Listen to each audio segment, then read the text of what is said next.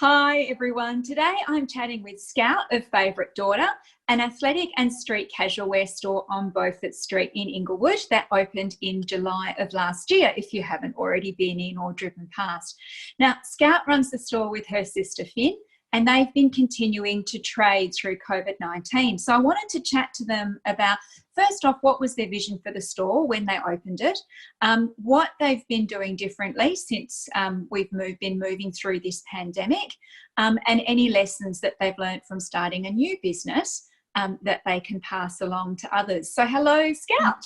Hey, Nat. Nice to have you. Now, I've kind of introduced you as an athletic and kind of street casual wear store, but you're actually a lot more than that, aren't you? Yeah. We have quite a lot of varieties. We've also got wellness products and jewelry, but our whole philosophy is about women just feeling fit and confident in themselves. And so we've tried to create a variety, but mainly focused around health, but also about going out and having fun with friends, because that's part of your mental well-being as well. So got a little bit of everything for everyone. Yeah. So it kind of has that, I guess that wellness and female women focus, doesn't it? Yeah, definitely. We wanted to create a space where women can really feel comfortable getting dressed, and because leggings and stuff can be hard to pull on and be comfy, and we also got bathers and that as well. So we want to be really like welcoming, fresh space where people can feel comfortable and confident. Yeah. Now, where did the name Favourite Daughter come from? Well, so obviously Finlay and Sons is named after Finlay. And we get asked a lot, is Finlay the favourite daughter? Who's the favourite daughter? And Finn always jokes that because she's the middle child, she's the least favourite. So they had to give her something, so named after her. So when we were talking about what we're going to call here, we were like, oh, we have to call it after the actual favourite daughter. And then we're like, oh, we'll just call it favourite daughter instead. There you because go. Of course there are no favourites. But for anyone that's watching that doesn't know, Scout and Finn are actually the daughters of Wayne and, oh gosh, what's your mum's name? Katie from Finlay and Sons. Yeah. Hang on 2 secs. I thought I'd forwarded my phone and a call had just flashed up. That's always the way. I thought I'd send everything through to voicemail, but it obviously couldn't save. There you go. So, Scout, what changes have you had to make to business operations since COVID-19, and how have they been working for you? Yeah, so at the beginning, the first one was getting like hand sanitizer, making sure we're cleaning down surfaces and like limiting how many people are in the store at once. But we didn't really seem to have a big issue with how many people, because we're separate. We're not in a big shopping centre or anything, so there's not heaps of foot traffic going through. Yeah. So that was pretty easy.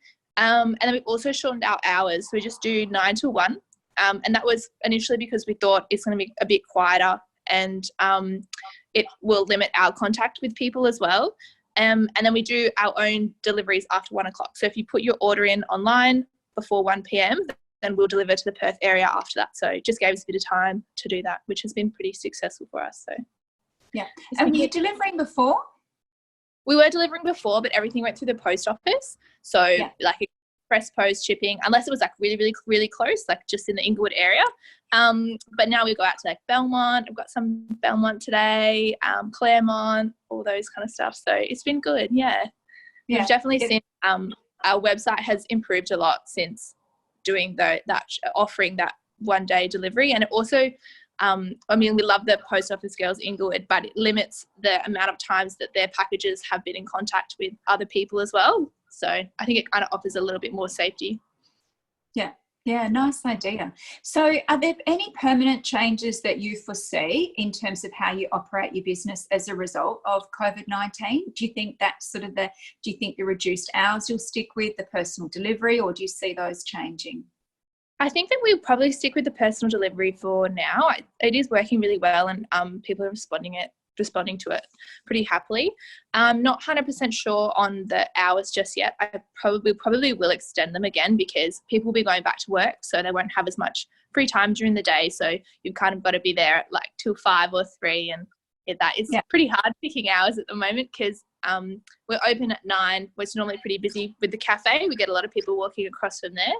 And then some people finish at 3, some people finish at 5, some people finish at 6. So trying to balance a little bit. Do we do it late night? is we're still figuring out what works best. Yeah. Are you finding with people working from home that that's increased some of your walk-in traffic during the week? Yeah, we started to have a spike around 11 o'clock to be like normal people, and then when it hits 11 it jumps up like this because everyone's on their lunch break. So they're getting out of the house. Maybe they've left the kids at home with their husband and just come in to have a look at everything on their lunch break. Yeah, I do get that sense that for those businesses that have been able to remain open, that kind of influx of people back to their homes and working from home has actually been a good thing. You know, I see more people, you know, purchasing coffees. Now, normally they would have travelled in probably to the city. They'd be getting their coffee or their lunch or something from a city cafe, and instead that seems to have translated to kind of more local support, which is good. Yeah, it's been really good. And I've seen a lot of advertisements on Instagram and also in that Inglewood group as well.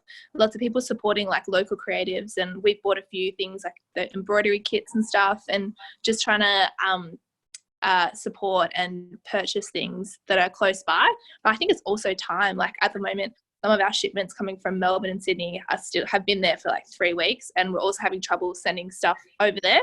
So I think for a lot of Perth people to be able to purchase something and get it within the next day, you kind of have to shop local at the moment. Yeah, that's true. Yeah, good point.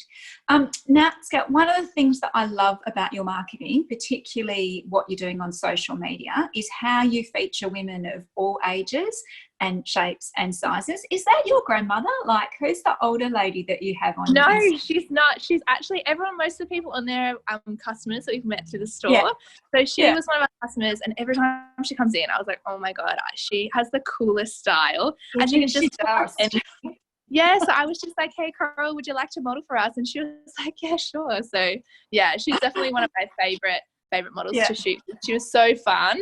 And we just, like, normally I style a lot of the shoots for the models, but we just put the clothes in the change room and we said, just go for it. And she would come out and pick the shoes and sunglasses and everything. And, yeah, it was really cool. Yeah, oh, she's so cool. It's what I aspire to be.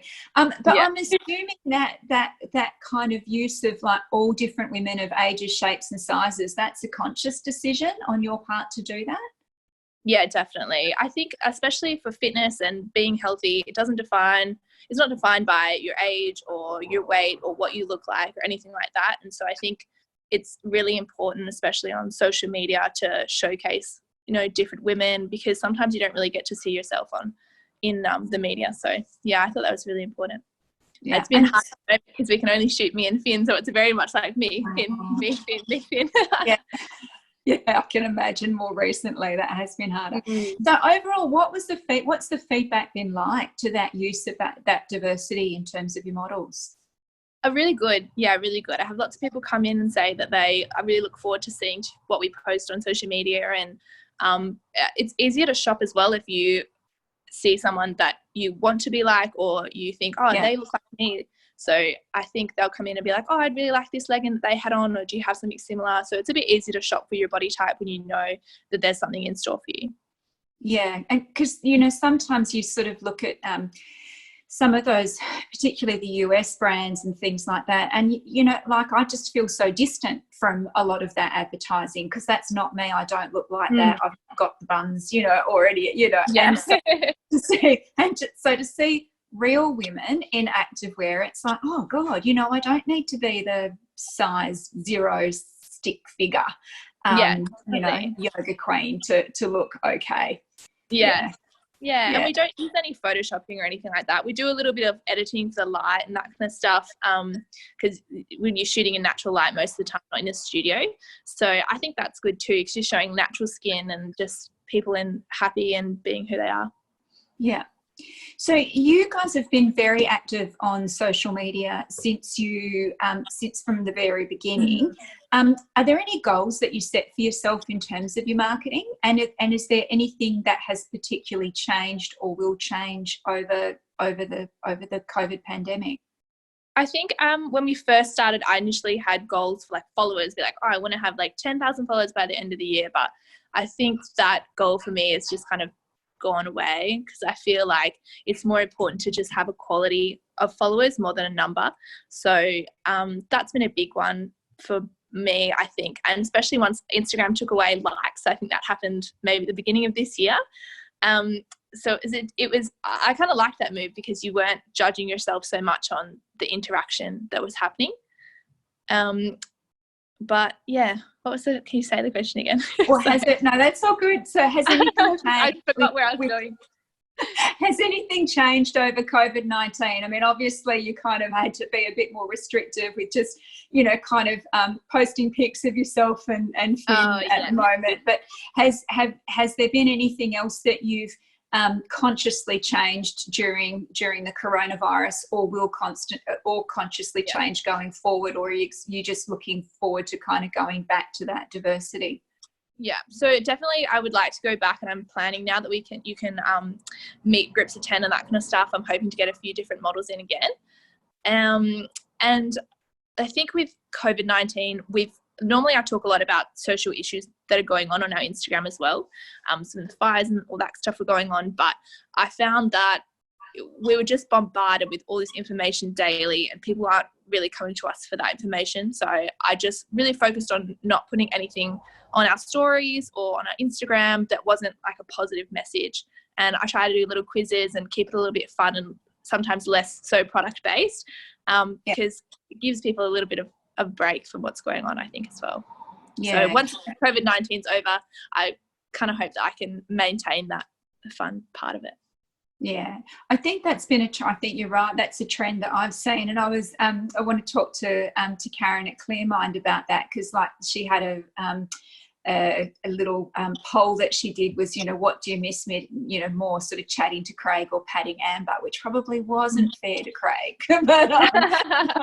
but it's nice to see that those kind of light-hearted fun things coming into social media. Yeah, definitely. And I get a lot of interactions as well. Like I did like fun quizzes and that kind of stuff, and we had lots of people clicking and yes or no and replying and being like, oh, I didn't realize it was this. So that was pretty fun. Yeah. Oh, excellent. Scout, what's one thing that you've learnt about business, having a new business, that you wish that you'd known before you started?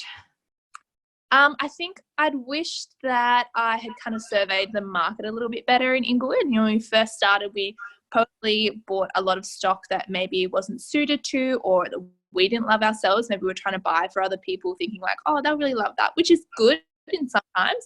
But I think you also have to really, really love what you're purchasing, because I know for myself, I cannot sell something if I don't love it. So I think that was one of the main things, was like purchasing what you love, but also knowing a lot about the market and what people like. Yeah. Another one is seasons. So when we first started, I mean, this is very activewear based, but we bought a lot of leggings for this summer, and then we were left with a lot of leggings left over. So people, especially in Perth, buy very like how the weather is. So if it's hot, they're just buying bike shorts, they're not buying leggings. But if it's cold, then they're buying leggings, buying jumpers. So it was just kind of like learning the patterns a little bit more. But we were really lucky that there are so many nice people in the industry in Perth. So a lot of people gave us lots of their part of their knowledge to us and told us how we should do a lot of things. So we were very lucky to have that kind of help, and also to be in Inglewood. So we're across from Finlay & Sons, so people already kind of knew about us, and we were able to spread the word out a bit through that. So that's why we chose this spot.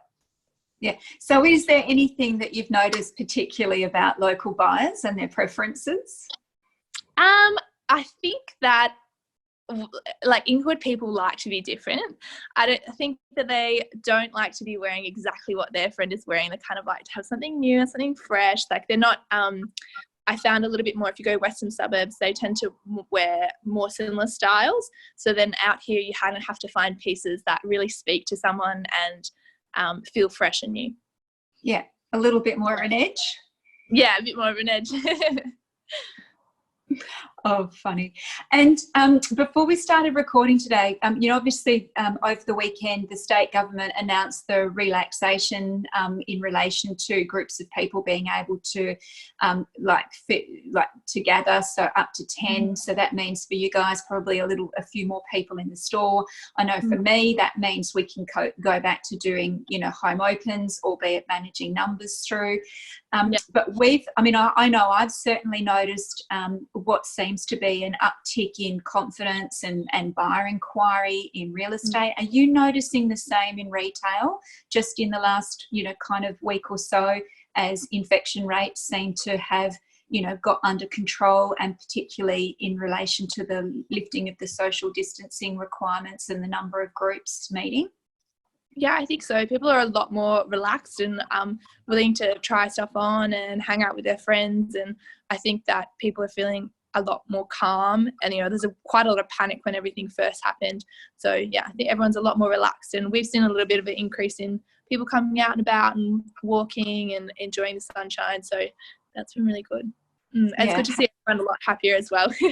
We've first had a few people be like, oh, yeah, I've lost my job, or this has happened. And it's hard to listen to those stories, I think, every day. So it's good to hear that people are getting back on track. Yeah, we've had decent weather too, which is probably helpful. It's been nice. And it's good that it's finally jumper weather. I'm bringing out all my jumpers. And I do know, like, working from home more, it's like, comfy active wear. Definitely. And people going out and walking, and so sneakers, leggings, that kind of stuff, they feel like they can spend money on it because it's what they're wearing at the moment. Yeah, it's replacing the work uniform. It'd be great if that was permanent. Wouldn't it just? Yeah. So, Scout, last but not least, what are you looking forward to for the business and for yourself once we get through to the other side of all of this? Yeah, I think we're really planning to get have a lot more events in the store. So we want to create some more community things, and we had some cool ideas. We're going to do like a Mother's Day wine and Pilates night, which I thought would be pretty fun. So I'm really looking forward to being able to have more people back in the space, and we hopefully will have our new collection coming soon. So if we could have a big party for that, that would be great as well. That's one of the main things I think we're focused on, is getting that event and kind of giving back a little bit to all our customers as well. So all our events are normally free, and if they're not, then they're not too high priced, and we always do lots of giveaways and that as well. So that's what we're mainly excited for. Yeah, nice. Oh, well, good luck with it. Thank you so much for your time. Is there anything that I've not talked about that you think, that you want to share with people? Anything I want to share? We're always down to hear people's opinion. So if there's a specific brand or style or something they would really like, then we're always open to hearing about that. So if anyone has any ideas, send them through. Yeah, excellent. Thank you so much. No worries. Thank you. Cheers. Thanks, Nat. Bye.